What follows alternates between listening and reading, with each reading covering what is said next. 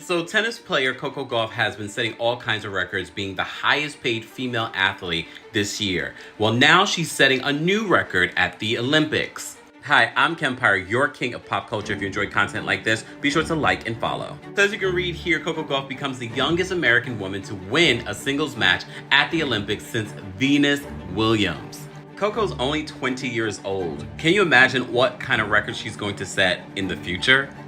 Coco Gauff just broke a Guinness World Record, and it has nothing to do with a tennis tournament. She walked into Madison Square Garden, grabbed a racket, and hit 158 consecutive backhand volleys in 1 minute.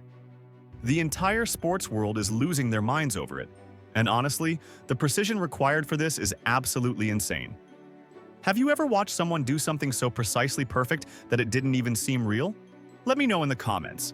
So Coco Gauff is now a Guinness World Record holder, not for winning the most Grand Slams, not for the fastest serve, but for hitting the most consecutive backhand volleys in 1 minute. And before anyone says that sounds easy, try hitting a tennis ball 158 times in 60 seconds with perfect accuracy while the entire world is watching. It's not easy.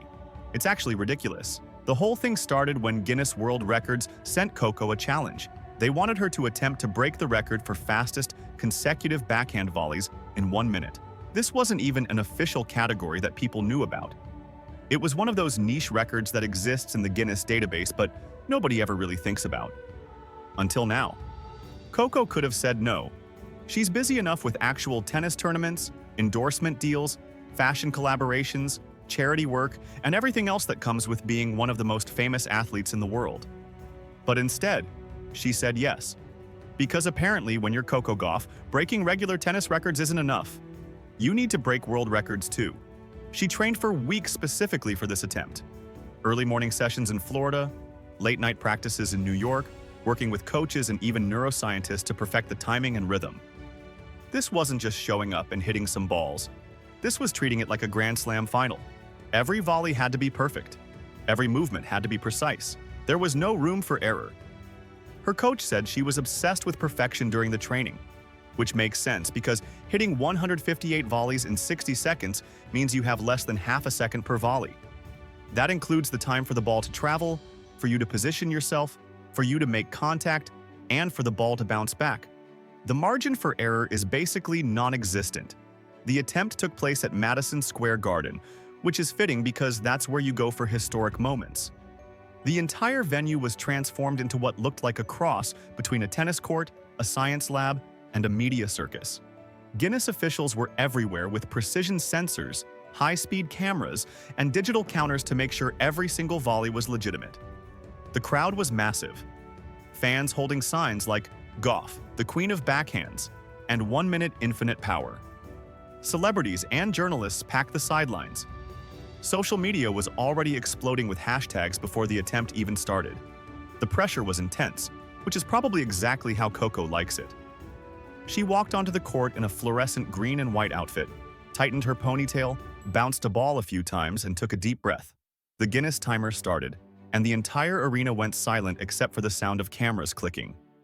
And then she just started hitting. The first few seconds were rhythmic, almost meditative. Each backhand struck the ball with laser accuracy. The sensors on the court were clicking with every hit. The digital counter was blinking furiously. By 15 seconds in, people were already impressed. By 30 seconds, the murmuring in the crowd had turned into genuine awe. One coach in the stands said her wrist control alone was unbelievable.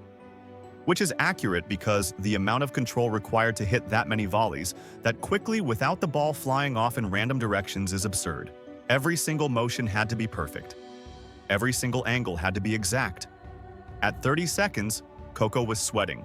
Her muscles were screaming, but her focus never wavered. Her breathing was synchronized with the rhythm of the volleys. Her eyes were locked on the ball. She was completely in the zone, which is the only way something like this is even possible. The Guinness adjudicator said he'd never seen such consistency. By 45 seconds, the entire room was electric. Fans were on their feet chanting her name. Some people were frozen in disbelief, just watching this young athlete do something that looked impossible. This wasn't just athleticism. This was art mixed with science, mixed with pure determination. The final seconds were intense. 55, 56, 57 seconds. Every volley still perfect, every hit still precise. The final volley at 60 seconds landed perfectly on the line, and then silence. Just complete silence for a moment before the entire arena erupted. The Guinness officials conferred, triple-checking all the counters and sensors. Then came the announcement. Coco Gauff had officially broken the Guinness World Record with 158 consecutive backhand volleys in 1 minute. Confetti cannons fired, streamers filled the air, and social media absolutely exploded. The hashtags were trending worldwide within minutes. One former Grand Slam champion said this wasn't just athleticism, it was artistry, precision, and mental fortitude combined. Which is exactly right. Anyone can hit a tennis ball. Hitting 158 in 60 seconds with perfect accuracy while under massive pressure, that's a completely different level. After the attempt, Coco talked to reporters and said it wasn't just about hitting the most balls. It was about focus, discipline, and trusting her training. She said every shot felt like a heartbeat, and she just kept going, which is the kind of mental approach that separates good athletes from great ones. The internet went absolutely crazy with this. TikTok users were recreating her volleys in stop motion. Instagram accounts were analyzing her wrist rotation and footwork frame by frame. YouTube reaction videos were everywhere with titles like Coco Gauff's 158 backhands will blow your mind. Even people who don't follow tennis were talking about it. But here's what's interesting about this whole thing. This wasn't a tennis tournament. This wasn't about beating an opponent or winning a trophy. This was purely about personal excellence, about pushing herself to do something incredibly difficult just to see if she could. And that's actually more impressive in some ways than winning matches. When you're playing a tournament, you're competing against someone else. Your goal is to be better than your opponent that day. But when you're attempting a world record like this, you're competing against perfection itself. There's no opponent to adjust to, no strategy to change mid-match. You just have to execute flawlessly for 60 straight seconds.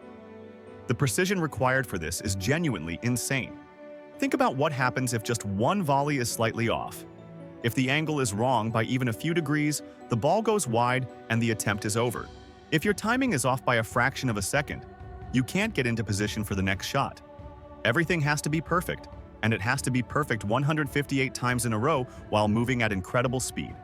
This also required a completely different kind of training than what Coco normally does. Tennis training is about adapting to different opponents, different surfaces, different situations. This was about doing one specific thing over and over with absolute consistency.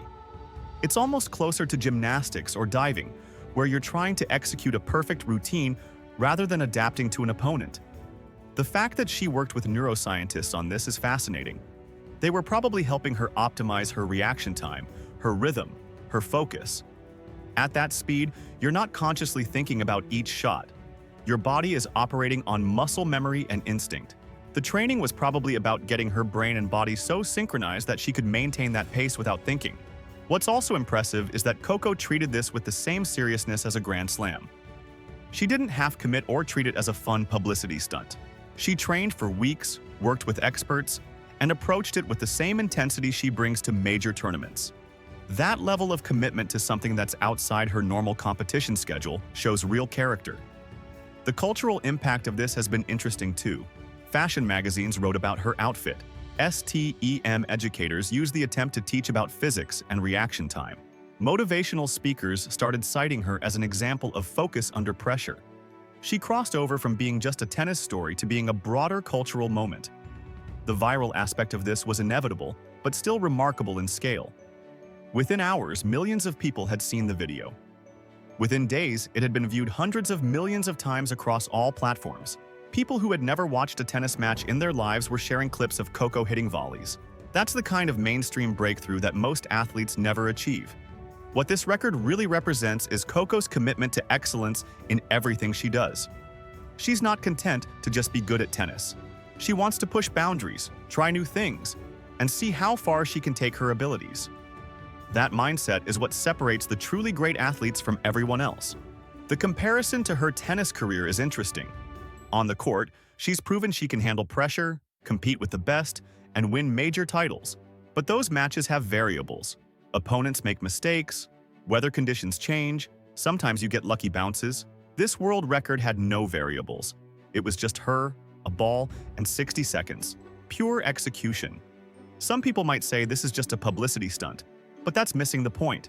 Yes, it got attention, yes, it was filmed and promoted, but the actual achievement required months of serious training and incredible skill. You can't fake 158 perfect volleys in 60 seconds. Either you can do it, or you can't. And Coco proved she can. The fact that she did this at Madison Square Garden adds to the moment. That venue has hosted some of the biggest events in sports and entertainment history. Now it's also the place where Coco Gauff broke a world record. That's the kind of legacy moment that gets remembered. Her comment after about how, if this inspires even one person to chase their dream, then it was worth it shows the right perspective. This wasn't just about personal glory. It was about showing what's possible when you combine natural talent with serious training and mental focus. That's a message that applies way beyond just tennis. The preparation for this probably helped her tennis game too. Training to maintain perfect form and rhythm for 60 straight seconds probably improved her consistency in regular matches. Working with neuroscientists on reaction time and focus probably gave her tools she can use during tournaments. So even though this seemed like a distraction from tennis, it probably made her better at tennis. What's next for Coco after this? She's already a Grand Slam champion, a Player of the Year, and now a world record holder. She's accomplished more before her mid-20s than most athletes do in their entire careers. And based on her comment about this being just the beginning, she's not planning to slow down anytime soon. The haters who spent the year criticizing Coco probably don't know what to do with this.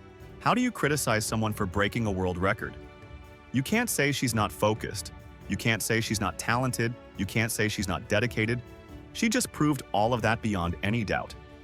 This record will probably stand for a while too. 158 volleys in 60 seconds is a ridiculous number. Anyone attempting to break it will need the combination of power, precision, endurance, and mental focus that Coco demonstrated. That's not common, even among professional athletes. So Coco Gauff walked into Madison Square Garden and casually broke a Guinness World Record by hitting 158 perfect backhand volleys in 1 minute. Because apparently being a Grand Slam champion and Player of the Year wasn't enough. If you're impressed by this level of precision and dedication, hit that like button and subscribe for more content.